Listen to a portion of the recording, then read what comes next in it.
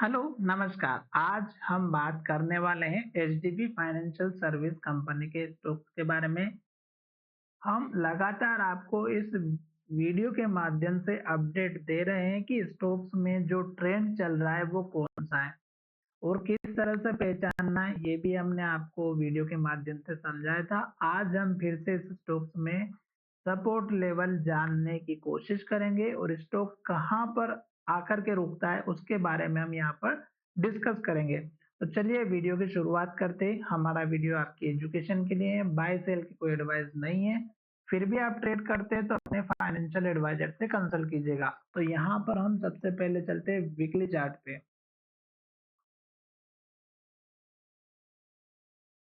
ये रहा हमारा वीकली चार्ट और वीकली चार्ट में आपको बस एक ही चीज पर ध्यान देना है, कैंडल पर।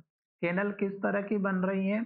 अगर स्टॉक्स में कैंडल आपकी रेड बन रही है, जैसे कि स्टोक्स ने यहाँ पर डोजी कैंडल बनाई थी और उसके बाद स्टोक्स ने रेड कैंडल बनाई और पिछली कैंडल के लो को तोड़ा। फिर स्टोक्स में एक और रेड कैंडल बनी और पिछली कैंडल के लो को भी तोड़ा। फिर स्टोक्स ने रेड कैंडल बनाई और पिछली कैंडल के लो को भी तोड़ा। फिर स्टोक्स ने रेड कैंडल बनाई और पिछली कैंडल के लो को तोड़ा। अभी स्टॉक वीकली चार्ट में अगर आप देखेंगे तो फिर से स्टॉक्स ने रेड कैंडल बनाते हुए नीचे की तरफ जा रहा है। तो जब तक स्टॉक हमारा रेड कैंडल बनाएगा, आपको स्टॉक्स में एवरेज नहीं करना है और ना ही स्टॉक्स में फ्रेश एंट्री लेना है। क्यों? क्योंकि आपको सिंपल सा जो है मेथड यहाँ पर मैंने समझाया है कि जब तक रेड कैंडल बनेगी, लो बनेगा, आपको एंट्री नहीं लेना है। तो वीकली चार्ट हमें नेगेटिव इंडिकेशन दे रहा है और स्टॉक्स में अभी ऐसी कोई उम्मीद नहीं दिखाई दे रही कि स्टॉक ऊपर की तरफ जाए।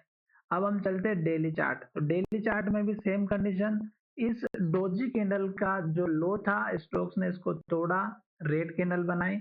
फिर स्टॉक ने इस कैंडल के लो को तोड़ा और फिर रेड कैंडल बनाई और फिर इस तरह से रेड कैंडल और लो बनाने का सिलसिला अभी जारी है।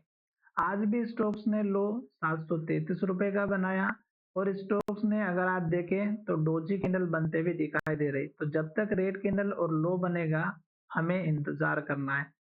छोटे से सपोर्ट या टारगेट की अगर हम बात करें तो इस कैंडल का लो 741 का है और अगर आज के हाई की बात करें तो 742 का। तो ये आपका पहला टारगेट है, क्योंकि स्टॉक जब लो को तोड़ता है तो ये ही हमारे टारगेट बनते हुए दिखाई देते हैं। साथ ही अगर आप मूविंग एवरेज की बात करें तो हमने यहाँ पर एक 9 डेज का मूविंग एवरेज यूज कर रखा है और जब तक स्टॉक की प्राइस इसके नीचे चल रही है, तब तक तो एटलीस्ट आप इस स्टॉक से दूरी बना के रखिएगा। 9 डेज का moving average short time period के हिसाब से बहुत बढ़िया प्रदर्शन में रहता है और जब तक स्टॉक इसके नीचे है, आप बिल्कुल भी एंट्री ना करें। ऐसा हमारा एजुकेशन के तौर पे आपको कहना है। अगर फिर भी आप ट्रेड करते हैं तो अपने फाइनेंशियल एडवाइजर से जरूर कंसल्ट कीजिएगा। अगर आपको हमारा वीडियो अच्छा लगा है तो चैनल को भी सब्सक्राइब कीजिएगा।